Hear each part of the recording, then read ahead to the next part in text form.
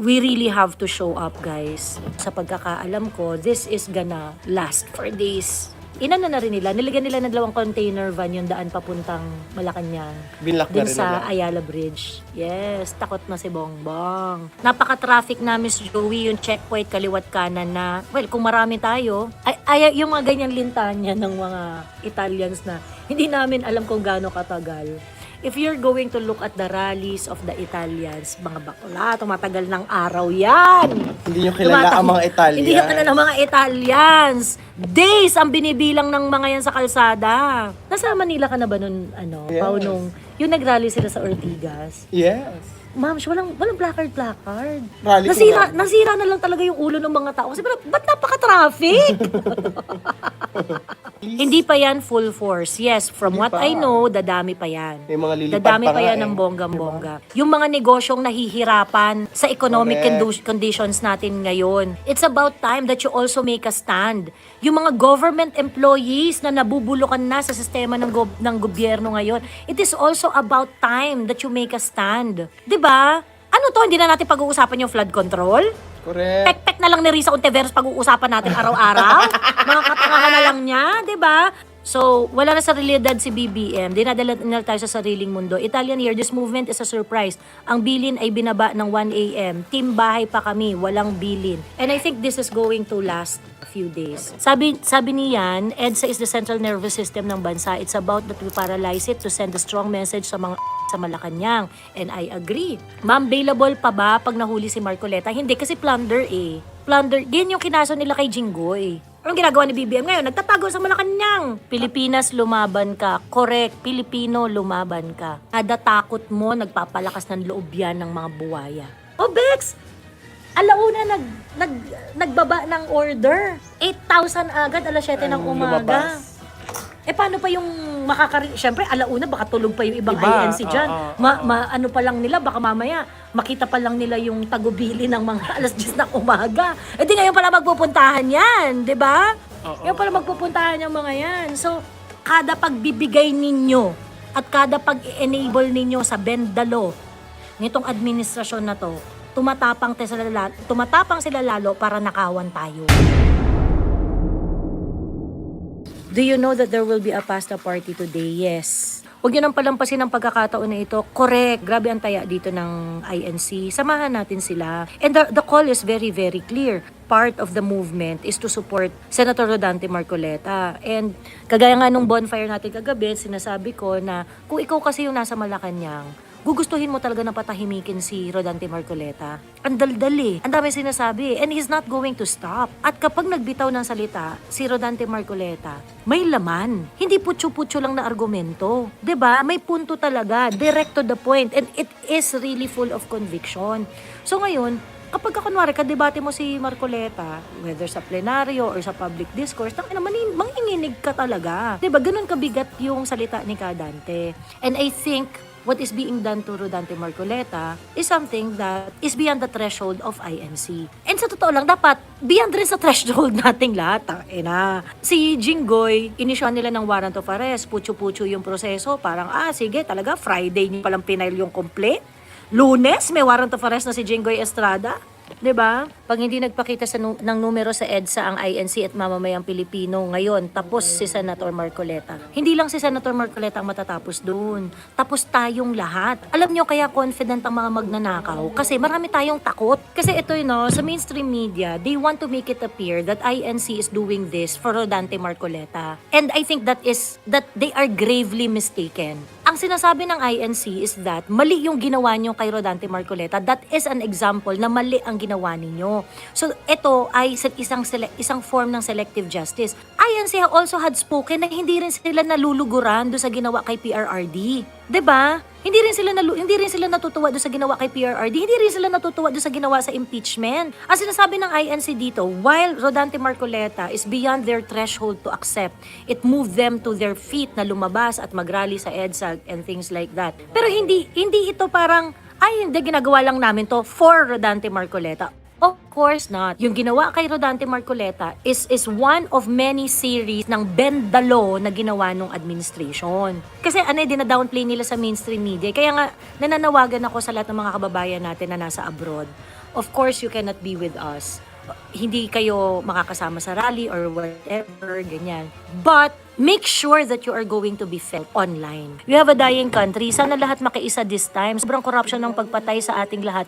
Kung di tayo magiging guard ng ating bansa, sabi ni Ace Diamond, perfect! This is not just about Rodante Marcoleta. This is not just about PRRD. This is not just about the DDS. This is about you making a stand for your country. Ano ba yung tamang gawin sa bansa at yung maling gawin sa bansa? Diba? And at this point, it is INC who truly showed up na sila yung moral authority to lead everyone. Hanapin natin ang katotohanan, maghanap tayo ng hustisya. Yun yung missing sa bansa natin eh. 'Di ba? And sa totoo lang, ang Catholic Church, meron kayong pagkakataon para doon sa White Ribbon Party. Anong ginawa nyo? Pinalayas nyo yung mga DDS doon. Pinalayas nyo yung hindi nyo kapanalig sa politika. 'Di ba?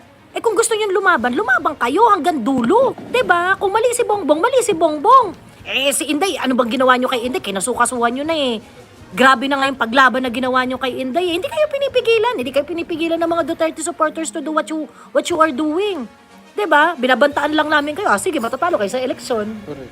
'Di ba? Pagdating kay Bongbong Marcos, hindi nyo ma-call out kung ano yung mali, kung ano yung tama. Sa pagkakaalam ko, this is gonna last for days.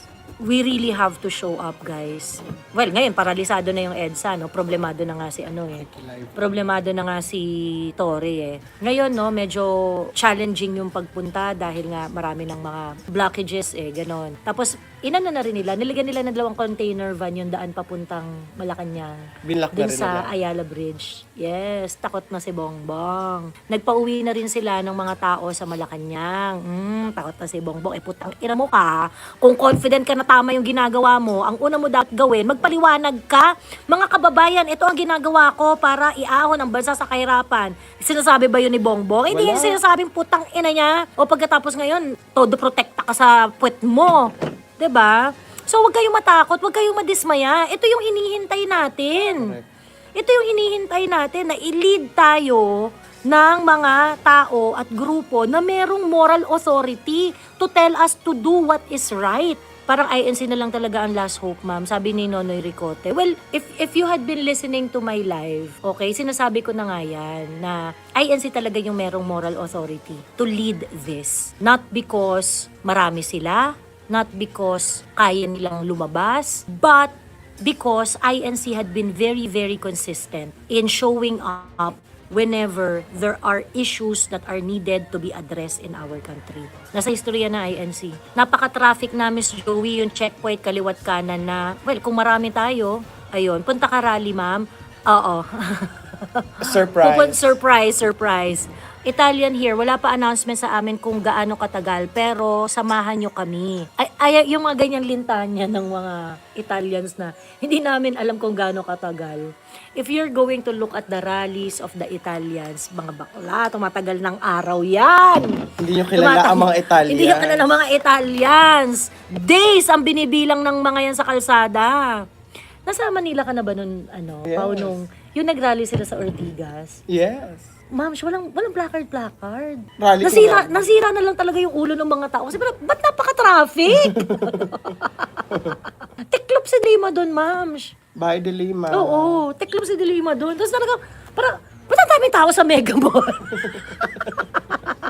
Walang placard, walang sigaw-sigaw, walang anything. Labasan lang talaga yung mga Italians. Ilang araw yun. Tapos ang eksena pa, yung mga tipong mawawala sila sa gabi, pero pagdating ng rush hour, alas 4, Andyan na sila. sila. Siraan ka talaga ng bait, ma'am. Ganon. Sinadya na iharang yung MMDA bus yata yun sa EDSA para di madagdagan ng tao doon. Ayan, nag-iisip raw na ikakaso sa surprise rally na ang PNP. Mukhang escalation ang napili nilang option. Sabi ni Kid Wanderer. Correct. Kasi kung ikaw matinukan leader, ang una mong kakalingain ay, bakit mga kababayan ko, bakit kayo galit? 'Di ba? Ganun na gagawin ng matinong leader eh. Si PRD Diba? papapasok pa sa Malacanang. Oo, na parang mga kababayan ko, anong magagawa ko? Ba't kayo galit? Diba? Yun ang gagawin ng isang matinong leader. Dahil nga addict tong presidente nating tong putang inang bongbong na to, hindi pa yan full force. Yes, from Hindi what pa. I know, dadami pa yan. May mga lilipad Dadami pa pa nga yan eh. ng bonggang-bongga. think it's about time. Yung mga negosyong nahihirapan sa economic Correct. conditions natin ngayon. Okay, it's about time. It's about time that you also make a stand. Yung mga government employees na nabubulukan na sa sistema ng gobyerno ngayon, it is also about time that you make a stand. 'Di ba? Ano to, hindi na natin pag-uusapan yung flood control? Correct. Pek-pek na lang ni Risa Ontiveros pag-uusapan natin araw-araw. Mga katangahan na lang niya, di ba? I mean, pwede natin pag-usapan yan. Pero pag-usapan natin yan, pag napanabgot na natin lahat ng mga may kasalanan dyan sa flood control project na yan, tamaan ang matamaan. So, wala na sa realidad si BBM. Dinadala nila tayo sa sariling mundo. Italian year, this movement is a surprise. Ang bilin ay binaba ng 1 a.m. Team bahay pa kami, walang bilin. And I think this is going to last a few days. And, you know, we do not want it to end into a violent encounter. Yeah. But there is a risk, ano? Kasi tarantado tong administrasyon na to eh. Kanina nga, parang kunwari, merong nagkakagulo na parang may mga inaresto, ganyan-ganyan. Nakita ko yun. Oo. Saka naman parang okay, fine, sige. Pero I doubt na magpupunta INC dyan para manggulo eh. They have done this so many times. Hindi ganyan ang INC. Hindi sila magulong mag-rally. 'Di ba? So, yun. Nakakabilib sila, friend, no? Yung parang Oo. one, all for one for all. May part kasi ng doktrina nila ba? Part na kanila. Part ng doktrina nila. Ganon. So, parang yung sa part ng doktrina nila na meron ka talaga dapat say doon sa batas ng mga tao. Something to that effect. Mga ganon. May na-explain sa akin yan na INC eh. Na kung bakit ganun yung behavior nila. It's really part of the doctrine. Sabi niyan, EDSA is the central nervous system ng bansa. It's about that we paralyze it to send a strong message sa mga adik sa Malacanang. And I agree. We are going to EDSA not because of we want to relieve the EDSA spirit keneso, because it is critical for a statement na hindi na yung mga negosyong sinisingil ng mga walang, alam mo yun, yung mga kinakatkungan sa mga taxes, regulatory fees, pinapahirapan ng administrasyon sa kung ano-ano violation kuno, ginagawang kayo ng problema para sila ang solusyon. 'Di ba? It's about time. You really want to continue doing this? Na lagi tayo nakikipagpatentero dito sa trip ng mga bangag? 'Di ba? Alam nyo, walang problema na mahirap ang buhay basta patas. Correct. Okay ako dun sa mahirap ang buhay basta patas. Ang nakakabwisit kasi, yung mahirap ang buhay kasi dinudugas ka. 'Di ba? Ma'am, bailable pa ba pag nahuli si Marcoleta? Hindi, kasi plunder eh. Plunder, yan yung kinaso nila kay Jinggoy. So, yun no, merong mga tao sa Liwasang Bonifacio, meron ring nagpupunta sa EDSA. And, you know, there is no need to do anything. We just gather. Punta kayo. Yung mga hindi makakapunta, yung mga nasa abroad, yung mga nasa Visayas at yung mga nasa Mindanao, pag malayong-malayo kayo, you can organize. Magtipon-tipon kayo, sabayan natin ang nangyayari sa EDSA at sa Liwasang Bonifacio. Kung nasa ibang bansa kayo, kung nasa ibang lugar kayo, kung nasa Mindanao kayo or nasa sabayan natin, okay? Ngayon, kung hindi talaga kayo makakalabas at makaka-join sa kahit anong gathering, ngayon ang kailangan nating puwersa ng mga social media warriors. 'Di ba? Ipakita ninyo yung pwersa ng mga social media warriors natin ngayon. Pushback, because we're going to have very, very little, coverage sa mainstream media. Alam nyo, kanina pagising ko, I was thinking na viral na yung kasi bago ako matulog kagabi, alam ko na eh, Nandun, 3 a.m. na Nandun na. magdadatingan na yung mga kapatid doon. Yeah. Ganon. 3 a.m. magdadatingan na. 7 a.m. around 8,000 na yung nasa kalsada. Okay? So, alam talaga namin na magdadatingan na at mag-aanuhan na. I was expecting that it's going to be a viral, Pero nakita ko yung mga engagement ng mga vloggers na Konti lang. Piruin mo at 9 p.m. yung page ni Kababayan PH at saka ni Engberto, wala pang 1,000. Impossible!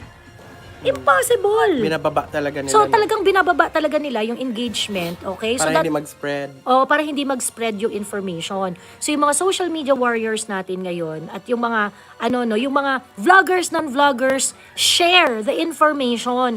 Mag-ingat kayo sa pag-share ng information, no? You have to share the materials coming from trusted content creators, ganyan.